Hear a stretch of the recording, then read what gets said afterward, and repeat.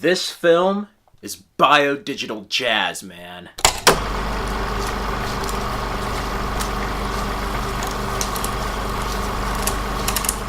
Hello YouTubers, today I decided to revisit Tron Legacy in honor of the upcoming Ready Player One and Tomb Raider, a video game adaptation coming out this week. I decided to reflect upon the 2010 sequel to the classic 80s film Tron.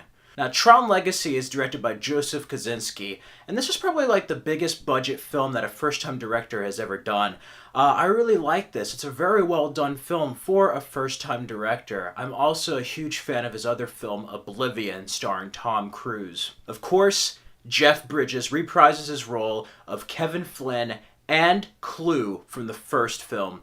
He plays dual roles. He plays his regular age as Kevin Flynn, and then they made him look younger with the use of CGI for the character of Clue, long before Terminator Genisys, Rogue One, or the recent Blade Runner 2049.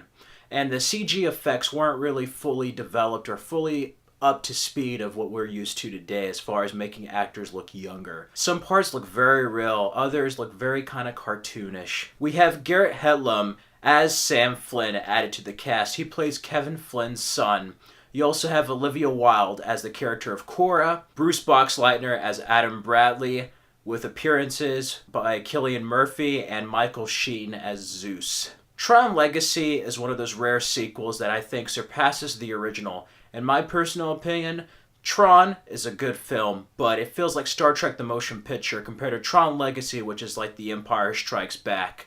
And a lot of that has to do with the visuals, the story, and the soundtrack. Daft Punk also makes an appearance, and their soundtrack is phenomenal. Probably one of my favorite movie soundtracks to start the decade of the 2010s. And yeah, it's been a good decade for science fiction films. The story takes place several decades after Tron, and sometime around 1989, Kevin Flynn disappeared. Encom had to be taken over by a new CEO, and everything was left over to Sam Flynn, Kevin Flynn's son. And we see that in an intro, a flashback introduction, and it's a very touching scene, a lot of references to the original film. Fast forward to modern day of 2010, and we have Sam Flynn at an Encom meeting. He's kind of irresponsible and kind of like an adrenaline junkie. He hasn't taken full responsibility of taking over the company, and instead other forces and some past adversaries have taken control of Encom.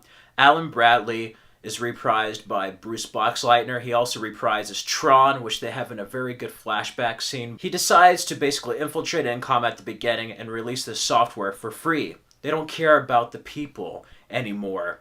So he tries to have some justice to the company. He gets arrested, and that's when Alan Bradley breaks him out, and we're introduced to what is the catalyst of the film. He gets a call from his father's arcade. Sam doesn't believe his father's out there, and why would he call after all this time? So he goes to investigate the arcade, and it's the arcade from the original Tron. I love that moment with Separate Ways by Journey. And he finds the machine, and he gets transported into the grid. There, he discovers that Clue, a person that looks like his father, has taken control of the grid, and they're in gladiatorial games. So you have like all these digital people against users. It's very much like a video game. You have disc wars, the motorcycle fights. Everything pretty much feels like Tron. And the first one was very, very ahead of its time. It's pioneering film, really, for having a completely CGI world. This one adds some set design to the CG world, so it makes it feel real and tangible. It's a very different aesthetic compared to the original Tron, and I like it. It really separates itself from the original and really elevates everything to modern day. You're transported to this beautiful, just dark and like crisp, clean world of the grid. I love that whole confrontation between Sam and Clue. And he has to basically fight in the games. The disc wars between him and Rensler was very well done. I like the twist that involves Tron later on. But yeah, Cora intercepts the games, rescues him, and takes Sam to his father, Kevin Flynn. Jeff Bridges is great in this, but he's pretty much the dude from Big Lebowski as Kevin Flynn. And I actually am quite more fond of his performance as the villain Clue in this than Kevin Flynn. It's a very different type of Kevin Flynn than the one in the original Tron. But Clue, he really adds a lot more depth, him being a younger person, a villain. I love that confrontation with Zeus, and he's just like, end of line, man. And then that part at the end where it's just like, Kevin Flynn! "Where are you now?" I just love that. But it's a really well done film. You find out that he was trapped. Clue was created in Kevin Flynn's image and basically betrayed him. He was sought to look at the imperfections and perfect them. You end up having these things called ISOs that pretty much manifest by itself, life created without humankind. Without any involvement. It just created it on itself. It's life itself. And Clue committed this purge, sought them as imperfections. He turned Tron over. A big betrayal scene. Very great soundtrack. Adiago for Tron by Daft Punk is such a wonderful track there. And there's this portal that is open for a limited time in the grid. It closes, and that's why Kevin Flynn disappeared. So now there's a new conflict. We discover that Sam entering the grid has created another portal, and they must get there before Clue. Clue, throughout this, wants to basically invade Earth. He sees humans as imperfections, and he wants to perfect them by invading them and destroying them, and basically expanding the grid.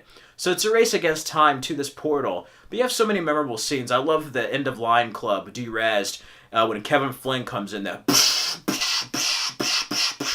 Such an epic moment in theaters. And I saw this in 3D. It's filmed with IMAX 3D, Real D 3D.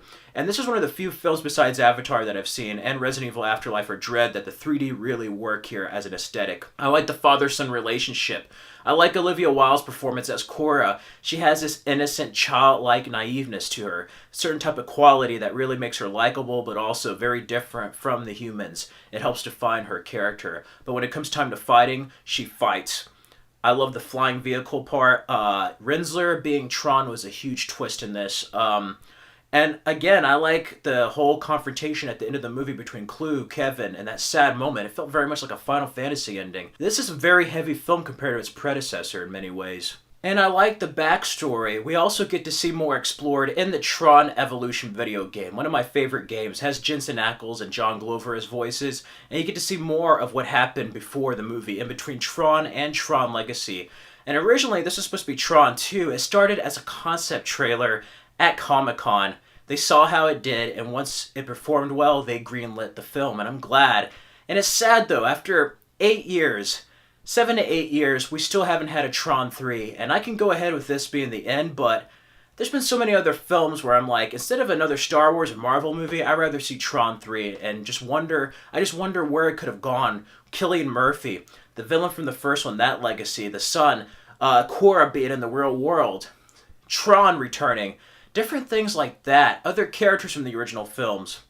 And there was some viral marketing short films that were added with other characters from the original ones, and they're also mentioned. But Tron is an action-packed, enjoyable film, fantastic soundtrack, fantastic visuals, and I give it a 4.5 out of 5 and an A. It's very underrated, and I know a lot of people may not have liked this film, but I personally did. I really, really love this film. This film was like my 2010, 2011. Like, really, I was into everything Tron, the soundtrack, even had the little toy. Just like End of Line and stuff like that with Clue. I love Clue as a bad guy.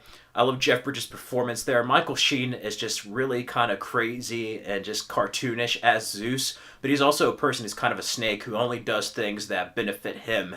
And I love that dynamic there. And it's weird. There's some moments that do remind me of Star Wars, and it's weird because it's before Disney bought it out, and I'm like, I wonder what it'd be like if they did Star Wars. I don't know. It's strange. But Tron Legacy is a very underrated sequel, and I like it. You can go into this as a fan of the original, but also you can go into this without seeing the original. Just go to this one as a standalone movie, and it works fine, I think. But I recommend watching the original to basically look at an early version of Clue who wasn't a villain, and just to see the previous history. They also have that line of, like, that's a really big door when he's at Incom, like in the original film. So I like the nods and respect to the original film while also elevating the material and just basically reinventing it, reimagining it for the 21st century. I hope we don't have to wait 30 years for a Tron 3, but I really wish they made one. I would love to see one, especially while Bruce Boxleitner's still around. But yeah, those are my thoughts on Tron Legacy. I wanted to revisit this film about somebody being transported to a grid, to a game, before Ready Player One, and before the video game adaptation of Tomb Raider came out. If you haven't seen Tron Legacy, I highly recommend it. I think you will enjoy it. And if you have seen Tron Legacy, let me know your thoughts in the comments below. Let me know your thoughts on the film. What's your favorite Tron? What's your favorite character? I love Clue. Clue and Cora are like my two favorite characters. But just let me know. This film has its moments. It's not the perfect film, but it's an enjoyable, entertaining film, and what more can you ask for? It's biodigital jazz, man. Just let me know in the comments below. If you like this video, click the like button and subscribe for more videos. Have a nice day, everyone. End of line.